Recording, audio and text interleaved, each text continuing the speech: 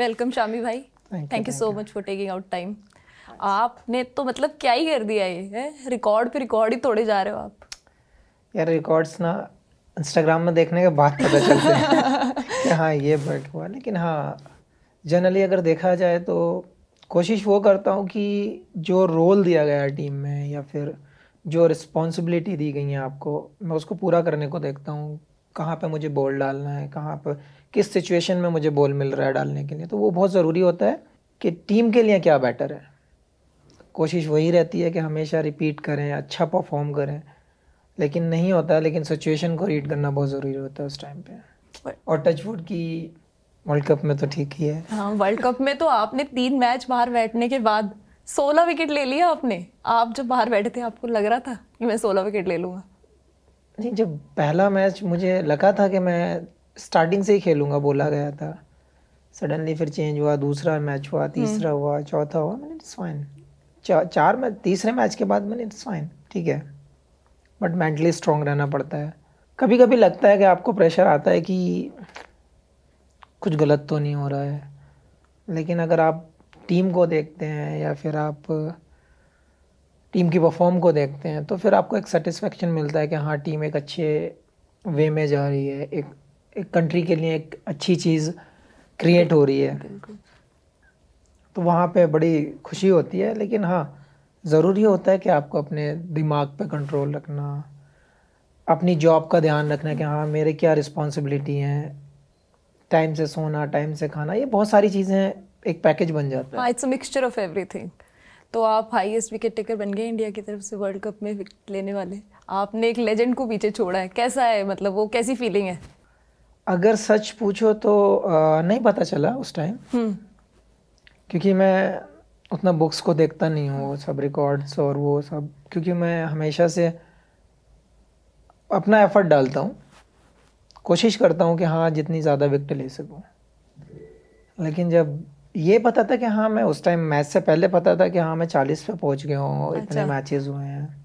हाँ, मतलब कोई कैलकुलेशन नहीं है मैं दिमाग में ऐसे, वो रख के नहीं जाता कि मुझे ये ब्रेक भी करना है या मुझे इसी मैच में करना है, ऐसा कुछ मैं टारगेट लेके चलता नहीं हूँ। क्योंकि लोगों को क्या होता है, सुबह उठते हैं, ग्राउंड जब पहुंचते हैं तो पिच देखेंगे, जाकर दबा कर नखून मार कर देखेंगे।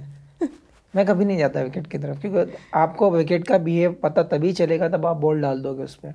अच्छा, तो आप चिल रहते हो? तो वो प्रेशर लेना ही क्यों, जब आपको बॉल डालने के बाद ही पता चलना है कि विकेट में कितना बाउंस है, कितना स्विंग, कितना कैरी, क्या है, तो वैसे तो बाकी तो भाई पता नहीं चलने वाला। वो तो फिर तो बेस्ट वे है आप अपने आप को जितना रिलैक्स रख सकते हो, आप जितना सिंपल रख सकते हो, आप उतना ही ज़्यादा मुझे लगता है आप परफॉर्म निकाल सकते हो।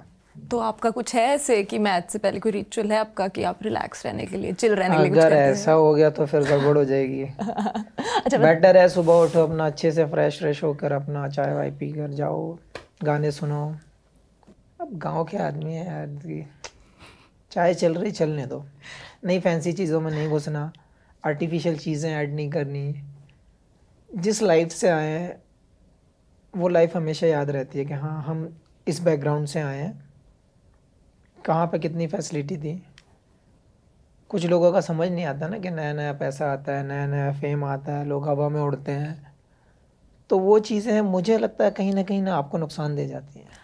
आई थिंक वही चीज़ें लोगों को भी, आम जनता को पसंद आती है। जो इंसान ज़मीन से जुड़ा होता है, जितना सिंपल होता है, हम्बल होता है, लोग उससे रिलेट कर पाते हैं उतना ज़्यादा। एज अ पर्सन, मतलब एज एन एथलीट या एज अ स्टार तो अलग बात है, बट जो जितना ज़मीन से जुड़ा होता है, जो अपने जैसा लगता है ना, वही पसंद आता है आम लोगों को। आदमी हीरो बनाता है भाई। हाँ जी, तो आपने जैसे बोला कि आपका बचपन एक बहुत ही छोटे शहर में निकला है, साहसपुर में। सिटी नहीं है, छोटे विलेज है। विलेज, हाँ। तो आप छोटी जगह से आते हो पर आपने इतना बड़ा नाम कर लिया, तो कैसे स्टार्ट हुई आपकी जर्नी? मतलब आपने क्रिकेट खेलना ही शुरू कैसे किया? बेसिकली फैमिली बैकग्राउंड मेरा पॉलिटिकल फैमिली अच्छा। बैकग्राउंड है, तो क्रिकेट से कोई ऐसा है नहीं जो किसी स्टेज पे खेला हो। पापा लोग लेकर आए थे उस कल्चर को जब ये लोग 90s में थे। 90s से स्टार्ट हुआ था वहाँ पे क्रिकेट, क्योंकि कोई जानता नहीं था, तो बैट बॉल पापा ये लेकर आए थे कहीं से, ये लोग खेलते थे टाइम पास के लिए। अच्छा। फिर भैया को भी शौक था, तो मैं बस देखता था। अच्छा सैटरडे संडे घर आता था, नानी के यहाँ से स्कूल था मेरा, अच्छा। तो सैटरडे संडे आता था, मैंने यार क्या धूप में खेलते रहते हैं चिल एकदम। बचपन से ऐसे ही था मैं। तो अपना गार्डन के यहाँ जो मैंगो गार्डन है उसके बराबर में बड़ा सा ग्राउंड था, वहाँ पे खेलते थे लोग। पेड़ के नीचे चेयर लगाई, आराम से बैठ के देखना है। सनलाइट जैसे नीचे गई हम बाहर कि चलो भाई अब खेलेंगे थोड़ा सा। अच्छा तो ऐसा था, लेकिन पता नहीं चला कि हाँ शौक कब ब्लड में आ गया है। हाँ, मतलब कब क्योंकि आपका। फैमिली का ही था सब, और घर में सारे फास्ट बॉलर थे, तो हमने ही फेंक के देखा, मैंने हम भी फेंकते हैं लाओ। अच्छा, आपने पहले वैसे जैसे सब खेलते हैं ना बचपन में, तो सब बैटिंग करना चाहते तो आज की जनरेशन तो ऐसी है, पैदा हुए जहाँ पैर जमीन पे रखा बैट चाहिए हैं सबको बैट चाहिए। भाई। सही मानो तो डिमांड तो वही है लोगों की। नहीं, डिमांड नहीं, बच्चों को वैसे भी लगता है ना बट कि आप बैटिंग करो, मारो दूर दूर, कौन इतना रियलिटी अगर भागता है। देखेंगे तो आपको मैच बॉलर बना के देते हैं। बिल्कुल, आप एब्सोल्युटली। कितने भी रन बनाओ, कितने भी कुछ भी कर लो, आपको बॉलर ही गेम में ला कर देगा। बिल्कुल। बहुत कम टाइम ऐसा होता है कि आप बैट्समैन के जरिए आप मैच को वन साइड ले जाओ, कि आपने रन ही इतने ज़्यादा बना दिए कि अब कोई भी बॉल फेंक लो। हाँ, कोई फर्क नहीं लेकिन कोई ऐसा बहुत रेयर होता है, पड़ता। तो गेम में लाने वाले आपके बॉलर ही होते हैं। तो बचपन से जब से आपने सोचा कि चलो खेल के देखते हैं, तो बॉलिंग ही करना शुरू किया आपने? स्टार्टिंग में अगर सच पूछो तो मैंने जब ड्यूक्स बॉल से खेलना शुरू किया था तो एज ए बैट्समैन शुरू किया था। अच्छा। बिल्कुल शुरू की बात नहीं है, जब मैंने लेदर बॉल से खेलना शुरू किया हाँ।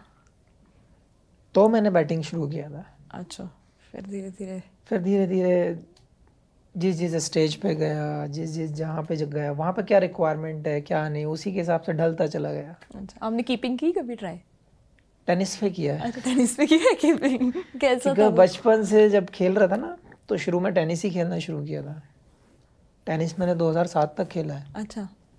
ठीक ठाक एज तक खेला है मैंने टेनिस का बॉल। तो मैचेस होते थे वहाँ पर, डिस्ट्रिक्ट में होते थे, लाइट्स में रात को होते थे, वो अभी भी होते हैं ना जो हाँ हाँ हाँ, टाउन एरिया में होते टाउन हैं, एरिया में। वो काफ़ी सारे खेला हूँ मैं, करीब 8-10 साल खेला हूँगा। तो कीपिंग करता था ऊपर, फास्ट बॉलर को ऊपर कीपिंग करता था। क्या बात है। पर आपकी फैमिली का कैसे था आपका रोल, जब मतलब उन्होंने आपको इनकरेज किया कि खेलो क्रिकेट, कोई दिक्कत नहीं नहीं, है? छोटे में तो पता ही नहीं था, क्योंकि बस ऐसे ही था सैटरडे संडे वाला। भैया भैया जाते थे खेलने, भैया बहुत अच्छा खेलते थे, बड़े भैया अच्छे फास्ट बॉलर, अच्छे बैट्समैन, वो प्रॉपर ऑलराउंडर थे। लेकिन उस टाइम फैसिलिटी ऐसी थी नहीं, हम्म। तो फिर उनको पथरी हो गई थी, तो उसमें उन्होंने छोड़ दिया। फिर मुझे लेकर आए, बोले नहीं ये भी तेज़ फेंकता है तो मैं जाने लगा ऐसे ही। जब संडे में मैच होता था विलेज में, कहीं चला जाता था, डिस्ट्रिक्ट में कोई टूर्नामेंट में मैच हुआ किसी का तो चला जाता था।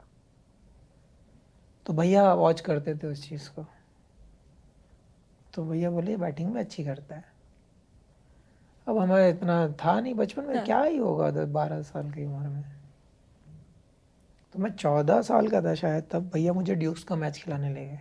अच्छा, लेदर बॉल आपको बता के लेके गए थे स्कूल से लेके गए थे? कि चल चल तुझे कहीं नहीं, लेके उनके चलता हूँ? प्लेयर पूरे नहीं हो रहे थे तो बोले सारे प्लेयर आज गायब हैं और मैच है इंपॉर्टेंट, तू चल एक काम कर, बॉल डाल देना बस, बैटिंग मत करना। तो पापा बोले एक ही शर्त पे भेजूंगा मैं, तो इसको बैटिंग नहीं कराएगा, लग जाएगी वरना इसके। अच्छा। बोले हाँ हाँ हाँ हाँ, ऐसे करके ले गए स्कूल से। लास्ट शायद सेकंड लास्ट पीरियड ले गए, टॉस जीत के बैटिंग करना शुरू की। बोले हम बैटिंग करेंगे, धीरे से मेरे पास आके बोले पैड बनो कभी खेला नहीं, कुछ नहीं। मैं नहीं जाऊँगा, मैं बॉल डालूंगा, आपने प्रॉमिस किया था। बोले नहीं नहीं कुछ नहीं होगा, मैं बता रहा हूँ ना तुझे, बॉल देखना और घुमाना, लाइन छोड़ देना बॉल की बस, और तो घुमाना जैसे टेनिस में घुमाता है वैसे घुमाना।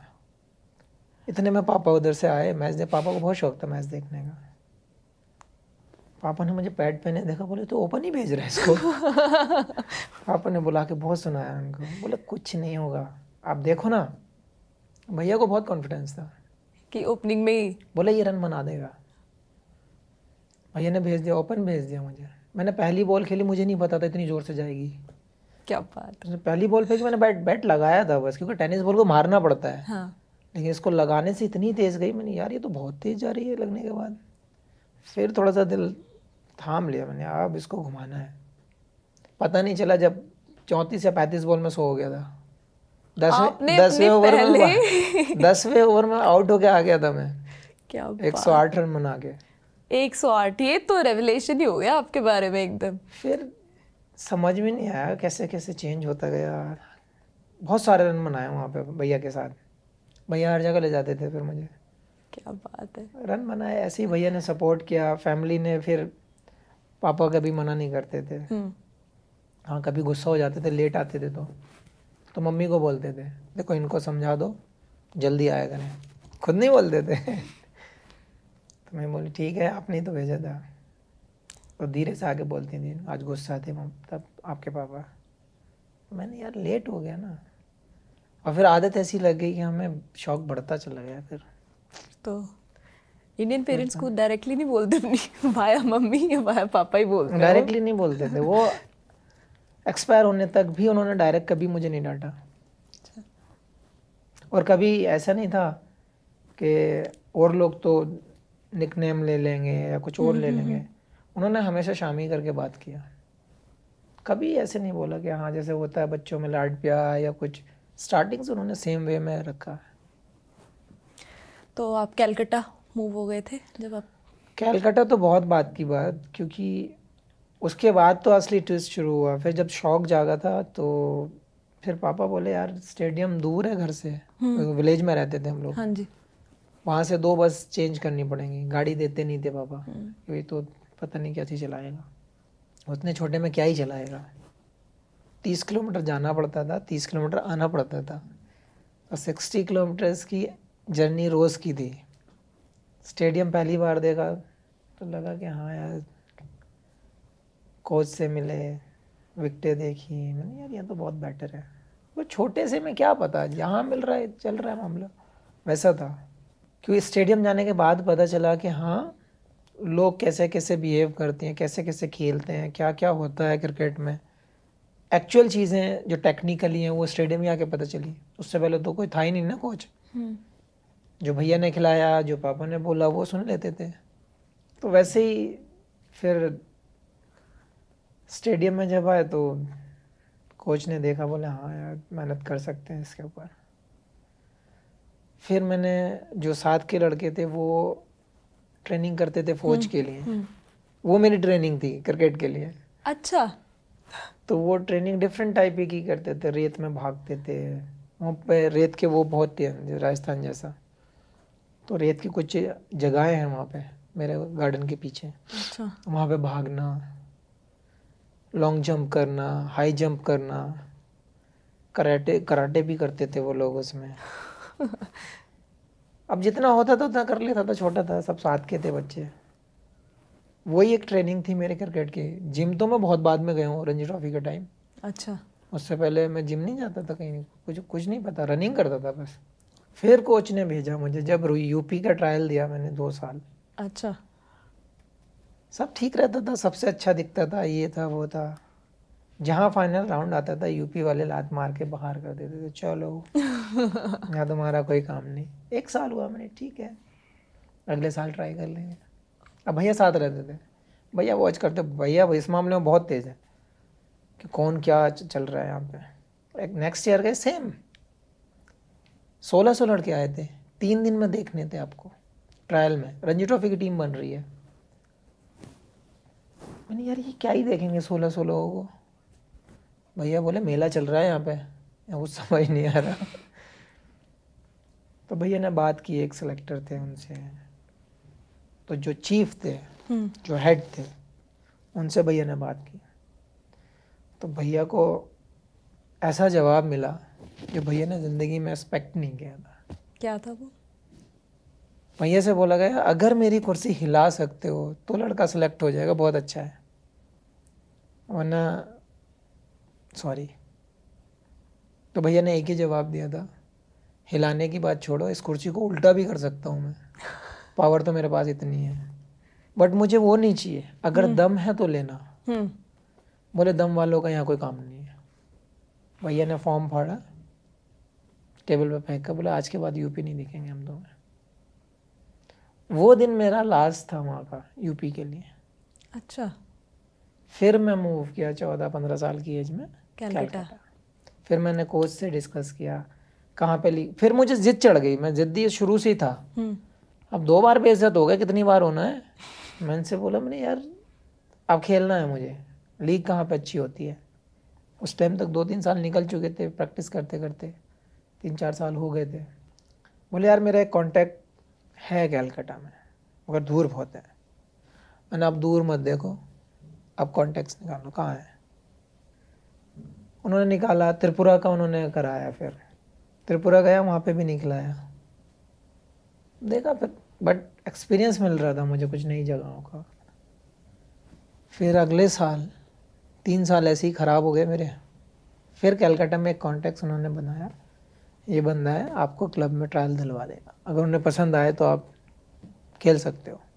तो मैं गया, फर्स्ट डे अरुण लाल जी की एकेडमी थी उसमें। अब मेरा रनअप लंबा है, वहाँ पे बड़ा है रनअप, तो रनअप ना है उसमें, विकेट के बाद उतनी जगह ही नहीं है पीछे। मैं उनसे बोला, कोच जो थे वहाँ पे, मैं जानता नहीं था बंगाली बोलना, मैंने सर ये तो जगह छोटी रह गई यहाँ पे। अब इतना बोलता नहीं था मैं, सर जगह नहीं है पीछे। बोला बेटा इतने में डालना होगा, और सीमेंट पे ऐसा वो था सरफेस, जो विकेट था वो सीमेंट वाला था। मैंने यार इसमें क्या डालूंगा मैं, मेरा रनअप है लंबा। तो बोले नहीं बेटा डालो। डाला, 8-10 बॉल डाला, 2-3 बार आउट हुआ वो। तो बोले ब्रेक ब्रेक ब्रेक ऐसे करके। मैं चलो लंच कर लेते हैं। तो वहाँ घुगनी होती है चने की, अच्छा। छोले जो होते हैं ना हम लोग वहाँ घुगनी बोलते हैं। को पता नहीं था, टेबल पे बैठा हूँ, ला के रख दिए बाउल में, प्लेट रख दी, ब्रेड रख दिया, ऑनियन रख दिया, सब चीज़ें रख दी। अब मैं बैठा हूँ, मैंने राइस भी आएगी, दाल भी आएगी। 5-10 मिनट हो गए, बराबर वाला लड़का कह रहा भाई खा क्यों नहीं रहे। मैंने क्या खाऊं इसमें, कुछ हो तो खाऊं ना। बोला भाई ये जो रखा है ना यही होता है खाने का। मैं तो खाऊंगा किस चीज़ से भाई। बोला ये जो ब्रेड रखा है इसी से खाओ जैसे हम खा रहे। मैंने नहीं राइस आने दो। बोला राइस नहीं आएगा, इसी से खाते हैं हम। अब खाया, वो अकेला चम्मच से खा गया, मैं उसको, मैंने यार ब्रेड तो मैं खाता ही नहीं, मैं चम्मच से खा गया। फिर शुरू हुआ ट्रायल, तो बोला हम कल बताते हैं। अच्छा। अब 2500 रुपये लेके निकला था मैं घर से। एक कार्ड पापा ने अपना दे दिया था, कभी ज़रूरत हो तो इसमें से निकाल लेना। पापा ने बहुत सपोर्ट किया इस चीज़ों में। तो कार्ड चलाना भी नहीं आता था एक्चुअल में, क्या पिन होता है, पिन बताया था वो भी भूल गया था। तो 500-700 रुपये का रूम था वो वहाँ पे। पहले मैंने 2-3 लड़कों से पूछा, मैंने कितने का रूम मिलता है। बोला कितने का भी ले लो, अब मैंने खरीदना नहीं है भाई, रुकने के लिए पूछ रहा हूँ। तो एक वसीम करके एक लड़का था वहाँ पे, उससे पूछा मैंने, उसने बताया, बोला ऐसे ऐसे मैं करवा देता हूँ। वो आज आप जेल चले गए।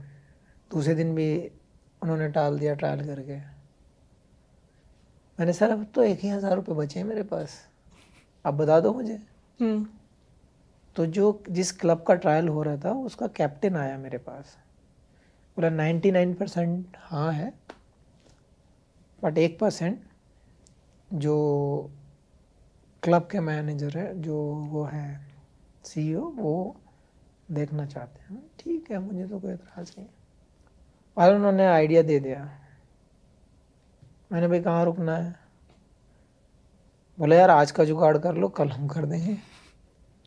मैंने भाई मुझे टिकट भी करानी है जाने की, क्योंकि मुझे पता नहीं था कितने दिन रुकना है कितने नहीं। बोले ठीक है हो जाएगा हो जाएगा। तो 3rd डे वो बोले हम पे नहीं करेंगे। अच्छा। आप लीग खेल सकते हो हमारे यहाँ, पे नहीं करेंगे, हम पे नहीं करेंगे। मैंने ठीक है मुझे खेलना है। पर ऐसा क्यों? प्रोफेशनली वो लोग हर आदमी अपने बजट को मतलब कट डाउन मतलब करता है कि हाँ आगे इतना कट डाउन हो जाए इसमें से।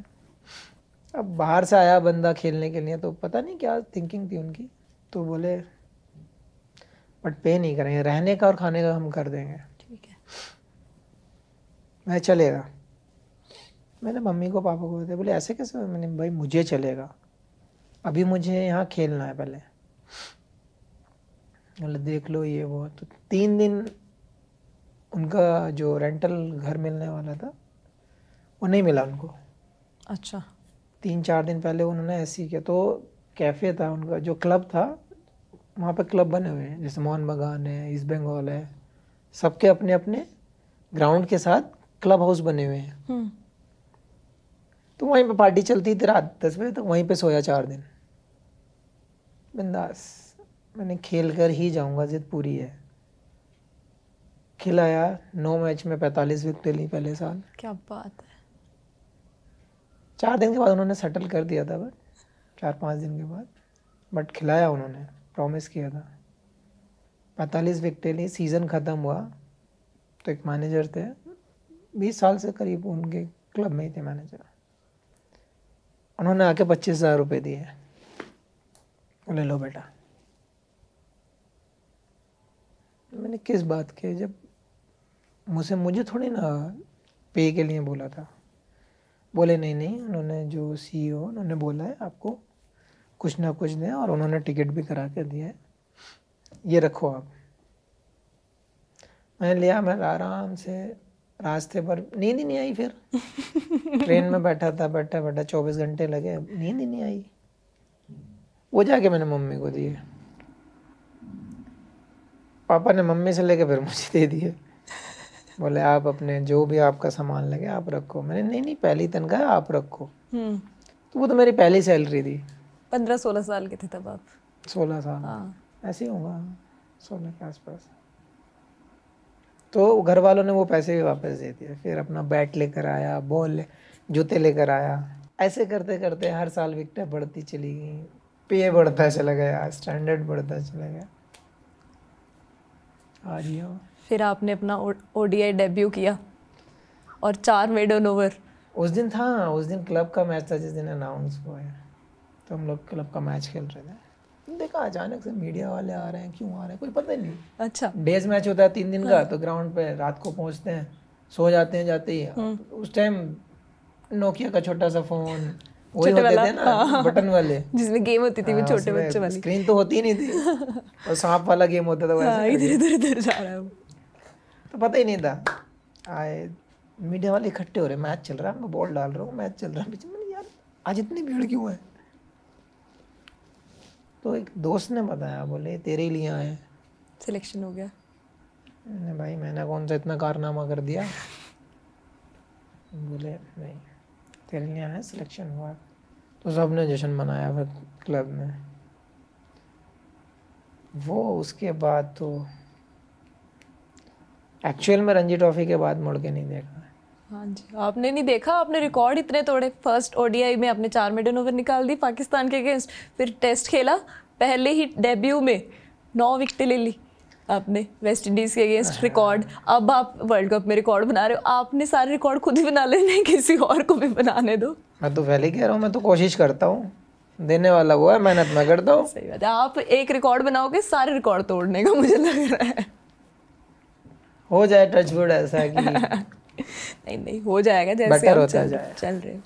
फिर वर्ल्ड कप खेला आपने 2015 का, मैंने सुना है आप इंजर्ड थे तब। हम थे 4.5 महीने ऑस्ट्रेलिया में उस टाइम, शायद जहाँ तक मुझे याद है। टेस्ट सीरीज़, वनडे, T20 सारी सीरीज़ खेले थे वहाँ पे। तो पहले ही टेस्ट मैच में मेरी नी में स्वेलिंग आ गई थी। अच्छा। फर्स्ट टेस्ट मैच एडिलेड में खेल रहे थे हम लोग, लेकिन फिर उसके बाद स्वेलिंग बढ़ती गई। तो सेकंड मैच में मिस किया था, शायद नहीं खेला था, इसके चक्कर में, नी के चक्कर में। बट जब तक वर्ल्ड कप आया तब तक नी की बैंड बज चुकी थी। अच्छा। नी उस कंडीशन में नहीं थी कि, सच पूछो तो कोई और होता तो ना ही कर देता, क्योंकि मैं उतना पेन झेल सकता हूँ, मैं उतना बर्दाश्त करता हूँ पेन को। तो डॉक्टर ने, माही भाई ने, इन्होंने बैठकर एक ही सवाल किया था, 2 कंडीशन है, या तो जाकर ऑपरेशन करा लो या वर्ल्ड कप खेल के ऑपरेशन करा लो। आपने कहा मैं सेकंड ऑप्शन चूज करता हूँ। मैंने इन दोनों में डिफरेंस किया है। बोले अभी स्वेलिंग है, रेस्ट करके भी हो सकता है बाई चांस, बट 80% ऑपरेशन होना है आपका, ये कंडीशन में है। मैं दूसरी वाली में बोले अगर तुम वर्ल्ड कप खेलते हो, पेन तो लेवल से बाहर होगा, बट आप वर्ल्ड कप खेल सकते हो। और दूसरी चीज़, अभी टीम को ज़रूरत है। मैंने मुझे एक ही चीज़ कंफर्म करके दो, ये बीच में नहीं छोड़े। अगर टूट भी जाए तो बीच में नहीं छोड़नी चाहिए, मुझे मैच ख़त्म हो जाए। बोले नहीं बीच में नहीं छोड़ेगी, ये गारंटी तो हमारी है। मैं दर्द की गारंटी मेरी है, आप कितना भी हो जाए। फिर एवरी मैच खेलता था, टीम होटल जाती थी, मैं हॉस्पिटल जाता था। पेन किलर्स नहीं, इंजेक्शन डाल के, इधर से डालकर यहाँ से सक करते थे, इधर डाल के सक करते थे, फिर स्टेरॉइड डालते थे। तो 50 ml के आसपास फ्लूइड निकलता था हर बार। और 5 दिन का गेम था, गैप था हर गेम के बाद। 3 दिन कुछ नहीं, चौथे दिन ग्राउंड जाना, 5वें दिन मैच खेलना, बस यही था। और इतनी इंजरी, इतने दर्द और इतने इंजेक्शंस के बाद किसी को नहीं पता चला उस वर्ल्ड कप में कि मैं क्या पेन झेल रहा हूँ या क्या सिचुएशन है, किसी को नहीं पता चला। लेकिन सेमीफाइनल मैच में 5 ओवर डालने के बाद मुझे टांग का फील होना, पूरी लेग का फील होना बंद हो गया था। फील ही होना बंद हो गया था, नमनेस सी बढ़ गई थी सब जगह, पूरा टांग, पता पैर कब गिर रहा है पता नहीं चल रहा था। फिर मैं बोले बाहर दिखा लो 1 मिनट। बाहर गया, उस time 5 over 14 run something, 1 wicket था ऐसे।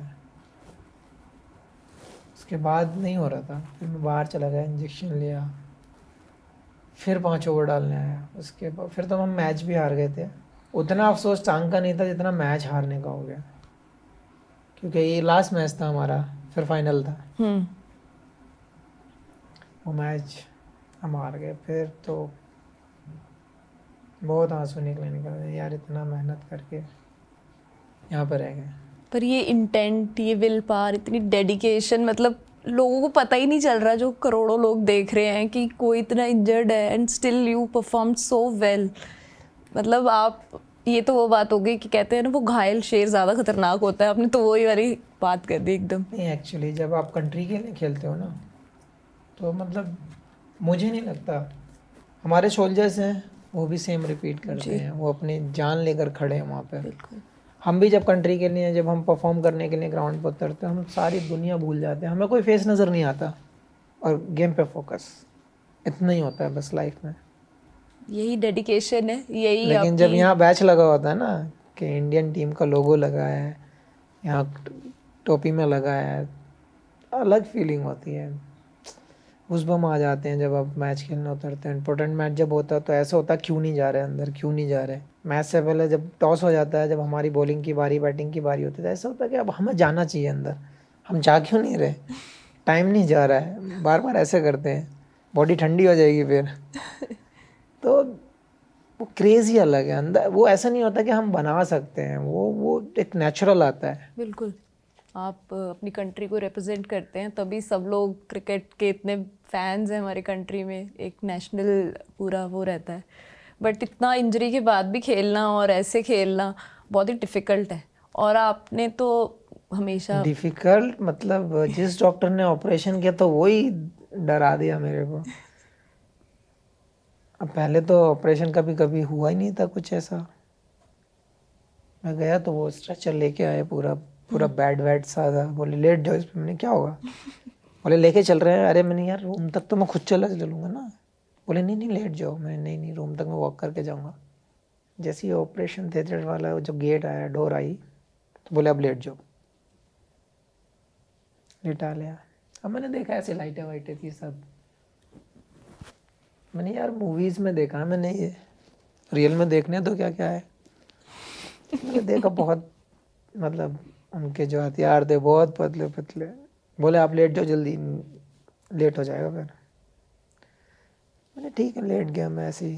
तो उसने यहाँ पे इंजेक्शन जब लगाया तो बहुत ठंडा ठंडा फील हुआ यहाँ पे।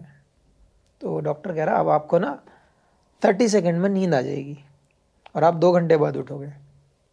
तो मैं उसको बोलने वाला था मरते मरते 1 मिनट ले जाऊंगा मैं 1 मिनट ले जाऊंगा, इतने मरते मरते बोला था मैं गायब, मिनट तो बोल ही नहीं पाया। फिर बाद में उसको डॉक्टर को बोला मैंने, यार मैंने पूरी लाइन नहीं बोली थी। तो बोला पूरी लाइन का मरते मरते बोले तुम तो। कभी कोई नशा नहीं किया, कुछ नहीं किया, तो एकदम गायब 2 घंटे। फिर जब ऑपरेशन होके अपना हो गया, डॉक्टर देखना है कैसे हो, मैंने ठीक, मैं ये बताओ कितने दिन में मैं खेल पाऊँगा। बोला हाँ। मैंने हाँ कब खेल पाऊँगा मैं। बोले आप खेलने की सोचो, मैं ये सोच रहा हूँ आप बिना लंगड़ाए आप चल लो तो बहुत बड़ी बात है। मैंने मतलब बोला बिना लिम्पिंग के आप चल लोगे वही बड़ी बात है आपके लिए, खेलना तो छोड़ दो, आप भूल जाओ। डिपेंड आपके रिहैब पे करता है, आप कैसा रिहैब करते हो। अगर आपने सही किया तो आपके लिए अच्छा है, वरना आप बिना लंगड़ाए चल लो तो वही बहुत बड़ी बात है। तो मैं तो डर ही गया, मैंने यार जिससे आदमी ने ऑपरेशन किया है वही आदमी ऐसे बोल रहा है मेरे को, तो अंदर से डर ही जाऊंगा मैंने यार। और भैया से बोला कुछ गलत था क्या। कह रहे नहीं नहीं नहीं 4 mm का पीस निकला है बस एक। मैं निकाल दिया, बोले हाँ वो निकाल दिया बाहर। तो फिर रिहैब किया 6 महीने 8 महीने ऐसे टाइम कट रहा था, बहुत डिफिकल्ट टाइम था। 60 डेज बेड रेस्ट था, बहुत सारी चीज़ें लाइफ में हुई हैं। पर आपकी लाइफ में बहुत डिफ़िकल्ट टाइम्स भी रहे हैं, आपने अपनी मेंटल हेल्थ के बारे में भी काफ़ी ओपनली बात की है, which is a good thing, क्योंकि उसको देख के लोगों को लगता है कि it's normal to talk about mental health. तो जब आप मेंटल हेल्थ के उस दौर से गुजर रहे थे, जब आपको थोड़े इश्यूज़ थे, आपकी लाइफ का डिफ़िकल्ट टाइम था, तो आपके अंदर क्या चल रहा था उस टाइम पे? नहीं शुरू में तो बहुत डिफिकल्ट था, क्योंकि मेरी फैमिली में कभी ऐसा हुआ ही नहीं, कोई झमेले हुई नहीं लाइफ में कभी किसी के। बहुत सिंपल फैमिली है, एकदम नॉर्मल। डिफ़िकल्ट टाइम था, बहुत स्ट्रेस भी था, लेकिन एक ही चीज़ है ना कि अगर आप झूठे हो तो आप भागोगे, आपको पता है। फिर अगर आपको लगता है कि आपने गलत किया तो आप आँख ही नहीं मिलाओगे। मैं ठीक है, आओ मैदान में भाई, जो सच है मिल जाएगा आपको। मैं चलो कहाँ बुलाना है मुझे, कहाँ आना है, सारी चीज़ें की। 4-6 दिन बहुत ज़्यादा डिस्टर्ब था मैं, बहुत ही ज़्यादा वाला। लेकिन उसके बाद फिर भैया लोग मम्मी लोग सब लोग साथ रहते थे, तो थोड़ा थोड़ा सो फिर मैंने दिमाग में मेरे आया, मैंने यार दोबारा से स्टार्ट करना चाहिए। लाइफ में अप एंड डाउन आते हैं, सामने वाले को नहीं समझा सकते, चीज़ें जब सीधी करनी जाओ तो उल्टी हो जाती हैं कभी कभी। मैंने यार लाइफ में, मेरी लाइफ में तो कुछ ऐसा हुआ नहीं है कि लोग खून करके भाग गए या फिर ऐसा कुछ हो गया या किसी को मार डाला, ऐसा तो मैंने कुछ किया ही नहीं है भाई किसी के साथ। मुझ पे तो इल्ज़ाम लगाए हैं वो भी झूठे, तो मैं क्यों रुकूं अपने आप में। उसके दौरान फिर एक्सीडेंट हुआ, तो और टेंशन में मैंने ये कैसे हो गया अब, क्योंकि जेड सिक्योरिटी के साथ था मैं उस टाइम, और मेरी 2 गाड़ियाँ आगे की और 2 गाड़ियाँ पीछे की पुलिस की, वो छोड़कर मेरी गाड़ी हिट हुई थी। फिर दिमाग में टेंशन आ गई थी मेरे कि यार ये कैसे पॉसिबल है। अगर सामने से कोई गाड़ी मार रही तो पहले 2 सामने वाली भी तो मारनी चाहिए, किसी की भी है गाड़ी, फिर वो हाँ जी। अगर कोई अटैक करेगा तो फिर सामने वाला भी मारना चाहिए। फिर दिमाग में फिर से डाउट आए, फिर मैं देहरादून चला गया, प्रैक्टिस करता रहा ऐसे ही। बहुत टफ टाइम था, बट हाँ भागा नहीं कभी। बिल्कुल नहीं, पर फिर भी मतलब कोप करना पड़ता है, और जैसे फैमिली सपोर्ट था आपके पास बिल्कुल, बट फैमिली एक ने बहुत साथ दिया इंडिविजुअल है भी। भाई। आप कह सकते हैं कि मुझे, अगर आपकी फैमिली आपके साथ है तो मुझे नहीं लगता कोई भी जंग, कोई भी लड़ाई, कोई भी चीज़ मुश्किल हो सकती है। बिल्कुल। बट बेशक आप ट्रू होने चाहिए। पर फिर भी आप अपने आप को मोटिवेट रखने के लिए इंडिविजुअली भी कुछ मैंने तो। हमेशा वही सोचा था, क्योंकि जो इतना नाम चल रहा है, जो जितनी चीज़ें क्रिएट हो रही हैं, इन लोगों ने मुझे बनाया है और मैं उसी चीज़ को छोड़ कर बैठा हूँ। तो दिमाग में यही सोचता था मैंने, यार इन्हीं इसी चीज़ ने तो मुझे बनाया था, इसको छोड़ कर तो बेकार है, फिर सारी ज़िंदगी ख़त्म है, इसको फिर से स्टार्ट करो अब। लोग तो कहते हैं कुछ भी कहते रहेंगे, तो मैं थोड़ी ना घर में बैठा रहूँगा। आज की दुनिया ऐसी हो गई है कि अगर आप थोड़े से भी सक्सेस हो रहे हैं तो आपको खींचने वाले ज़्यादा होंगे, सपोर्ट देने वाले बहुत कम होंगे। तो साथ चलने वाले लोगों की एकदम लिमिटेड है चीज़। हाँ, खींचने वाले तो अनलिमिटेड है, उनका तो इनकमिंग कॉल है कि हाँ हम खींच लेंगे इसको, भाई आने दो आने दो। तो वो लोग, वो ग्रुप ज़्यादा बड़े हैं जो जलने वाले ग्रुप हैं। और मुझे नहीं लगता किसी के जलने से कोई फ़र्क पड़ता है, या किसी के बोलने से कोई फ़र्क पड़ता है। अगर आप मेहनत करते हैं, आप लॉयल्टी से अपना हार्ड वर्क करते हैं, तो मुझे लगता है उसके रिज़ल्ट आपको मिलेंगे। दुनिया कुछ भी बोले, कोई फ़र्क नहीं पड़ता। मैं हमेशा उसी फ्रेम में रहता हूँ। आज भी लोग बोलते हैं, बहुत सारी चीज़ें बोलते हैं, कुछ लोग जलते हैं, कोई फ़र्क नहीं पड़ता। कि लोग जब आप कुछ नहीं होते तो कैसे सलाम करते हैं, और जब आप कुछ होते हो तो कैसा सलाम करते हैं। वो चीज़ें दिखाई हैं लाइफ ने कि लोगों को ये पसंद है कि अगर हम यहाँ पर बैठे हैं तो हमारे साथ यहाँ वाला मिलना चाहिए, या फिर जो ऊपर बैठा है ना उसको भी खींच के यहाँ लाना चाहिए। ये नहीं करेंगे हम यहाँ से हार्ड वर्क करके ऊपर चढ़ जाएं, उसको नीचे आना चाहिए। तो लोगों की थिंकिंग वो है। आप अपना दिमाग उसी वे में लगाते रहो। मैं अपना काम पे लगाए हुए हूँ, मैं हमेशा जैसा हूँ वैसा ही रहूँगा। दुनिया कुछ भी बोले कोई फ़र्क नहीं पड़ता। आप मुझे अच्छा बोलोगे तो दिल को थोड़ी तसल्ली मिलेगी, आप ख़राब बोलोगे तो फ़र्क ही नहीं पड़ता। पता है दुनिया ऐसी है। बिल्कुल, आप जैसे हो वैसे ही रहो, वही पसंद है सबको, वही बेस्ट है। उसके अलावा लोग तो कुछ ना कुछ बोलते ही रहते हैं, अपने लोग साथ होने चाहिए जितने भी हैं। वही आपकी फैमिली, आपके दोस्त भी ऐसे होने चाहिए जो आपको अंडरस्टैंड करते हैं, या आप उनको अंडरस्टैंड करते हो। वो बहुत ज़रूरी है लाइफ में एक पार्ट। क्योंकि कुछ लोग साथ में रहकर भी आपके नहीं होते हैं। बिल्कुल। तो उन लोगों से थोड़ा दूरी बनाओ, उनसे थोड़ा सा आप अपने साथ वालों को समझने की कोशिश करो। बेसिकली ये है। आपके कौन से दोस्त हैं ऐसे, एक दो कोई भी? मेरी यार फैमिली ज़्यादा, एक्चुअल में मेरी जो, अब दोस्त समझ लो, फैमिली समझ लो, पार्टनर्स समझ लो, कुछ भी समझ लो, वो फैमिली और बच्चे ही हैं मेरे। और जो मेरे पुराने दोस्त हैं मैं हमेशा उनसे मिलता हूँ। जो विलेज वाले लोग हैं, इवन जो पापा के जानने वाले लोग थे, मैं आज भी उनसे मिलता हूँ विलेज जाकर। तो मुझे अच्छा लगता है कि 4-6 दिन मिले हैं, फैमिली को साथ लेकर कहीं हिल्स पे चला जाऊँ, सी साइड चला जाऊँ। हमेशा फैमिली में टाइम स्पेंड करता हूँ ऐसे ही।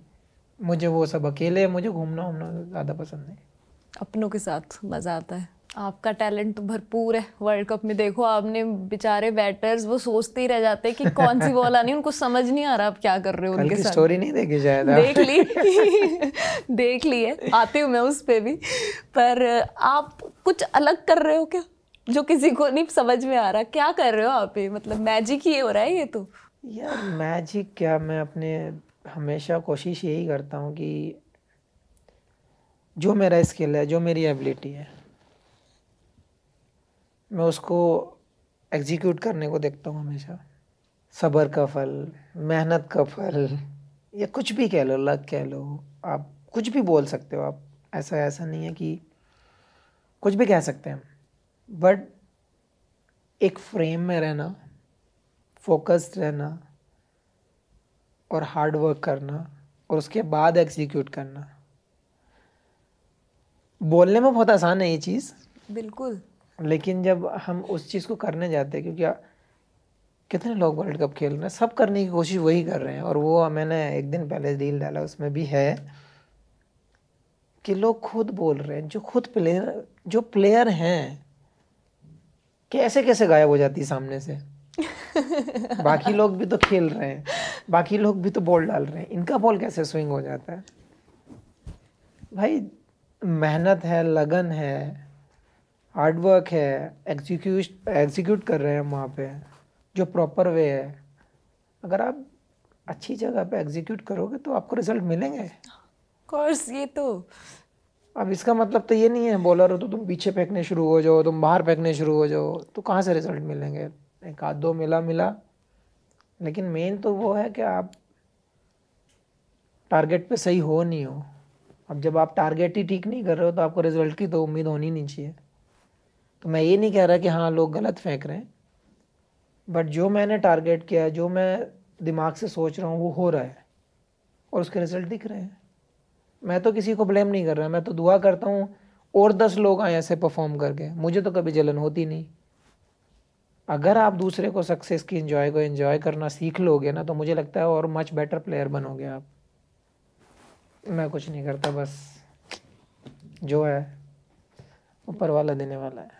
तो मेरे को ये बताओ, ये जो स्टोरी है आपकी, इसकी स्टोरी तो बता दो थोड़ी सी, सबको कॉन्टेक्स्ट दे दो सबको थोड़ा सा। नहीं, एक्चुअल में क्या है, बहुत कई दिन से सुने जा रहा था जब से वर्ल्ड कप चल रहा है। मैं तो खेल नहीं रहा था, जब मैं खेला तो 5 विकेट लिए, नेक्स्ट मैच में 4 विकेट लिए, फिर से 5 विकेट लिए।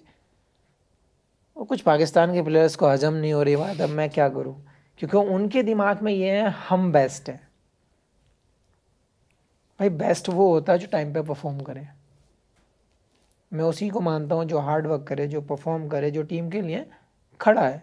अब आप उसमें कंट्रोवर्सी बनाए चले जा रहे हो, सुनाए चले जा रहे हो, तुम्हें बॉल कुछ और कलर की मिल रही है, तुम्हें बॉल कुछ और कंपनी की मिल रही है, आईसीसी ने तुम्हें अलग से दे दिया। अरे भाई सुधर जाओ यार। और उनकी वही चीज वसीम भाई ने भी एक बिल्कुल इंटरव्यू में जो उनका चलता है उसमें समझाई है क्लियरली कि कैसे बॉल आती है बॉक्स में, कैसे चूज करते हैं, कौन सी टीम पे पहले जाते हैं। उसके बाद भी अच्छा तब भी समझ में आता है अगर आप प्लेयर ना हो, अगर आप एक प्लेयर नहीं हो, आप एक उस लेवल में नहीं खेले हो, तो भी समझ में आती है बात। आप एक्स प्लेयर हो, आप ये सब बातें करोगे तो मुझे नहीं लगता कि लोग हंसने के अलावा कोई और काम करेंगे। तो हंस ही रहे हैं सब इस बात पे, और आपने अपनी स्टोरी डाल के उसको नहीं, मैं और मानता हूँ मैं थोड़ा सा कड़वा हूँ बोलने में, बट नहीं नहीं भाई करना नहीं ऐसी है। चीज पे तो बोलना पड़ेगा।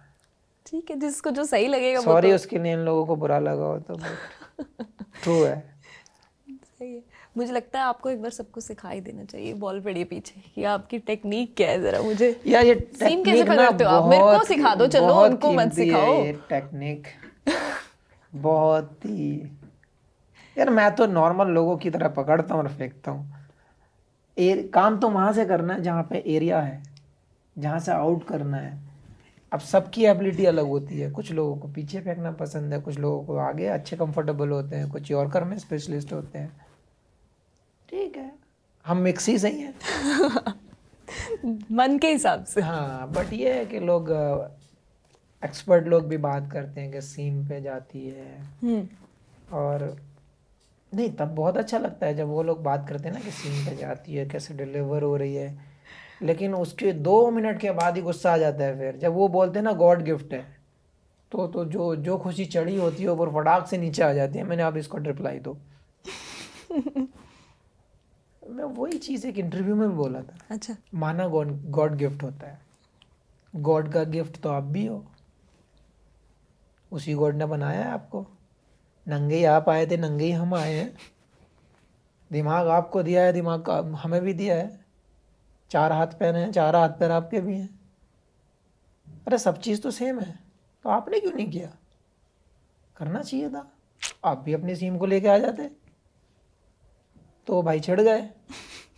बोले ऐसे कैसे बोल दिया? मैंने भाई झूठ थोड़ी ना बोल रहा हूँ, ये आपने उस पर वर्क नहीं किया तो आपके हाथ में नहीं आई। मैंने उस पर हार्ड वर्क किया तो मेरे हाथ में है।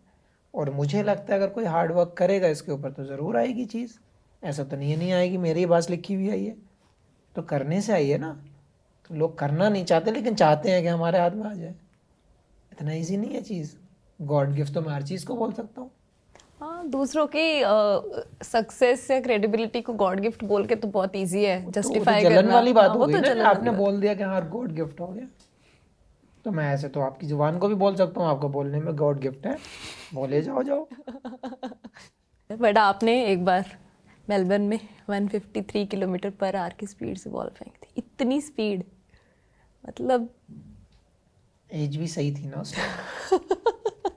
देखो एज पे तो मैं नहीं कुछ बोलूँगी किसी की, मतलब सबसे तेज डिलीवरी थी वो आज तक किसी इंडियन पेसर ने डाली होगी। बट यार मेरी कोशिश वही रहती है कि जब आप अच्छे रिदम में रहते हैं तो कुछ भी पॉसिबल है। पेस, लाइन, लेंथ, विकेट निकालना हो या लंबा स्पेल डालना हो, सारी चीज़ें मुमकिन है। बट एक ही चीज़ है, मेन चीज़ आपका रिदम रहना बहुत ज़रूरी है। आप अगर रिदम में हैं, आपको पता भी नहीं चलेगा कब 140 से 145 हो गई और 145 से 150 हो गई, नहीं पता चलेगा आपको। रिदम पे बॉल चलेगी, फिर हाथ से जब रिदम में होते हो ना, बॉल ऐसे निकलता है जैसे पीनट बटर हो गया, पता ही नहीं चलता। तो वो सारा गेम कॉन्फिडेंस, आपकी स्ट्रेंथ, आपका रिदम, ये सब चीज़ें का जब पैकेज बनता है तब उस चीज़ से वो चीज़ आती है। वो फुल पैकेज जब बनता है तभी वो चीज़ें क्रिएट हो सकती हैं। और 2015 के वर्ल्ड कप में तो मैं फुल मोड में था, पता था मुझे कि अंदर से पेन है, बट मैं इस पार उस पार वाला डाल रहा था। याद है आपको वो बॉल? अरे पर्थ में भी डाला था, बाप रे बाप, पर्थ में भी शायद गई थी 152 समथिंग। हाँ बट हाईएस्ट मेलबर्न वाली गई थी। बट मुझे ज़्यादा मज़ा पर्थ वाले में आया था, क्योंकि एक सेट करके आउट करने में जो मज़ा आता है ना, वो तो मैं डाल दिया, वह 150 ऐसी डाल दिया, 153 डाल दिया, पता भी नहीं चला, किसी ने नोटिस भी नहीं किया पूरे। लेकिन जब मैंने वो स्पेल पर्थ में डाला,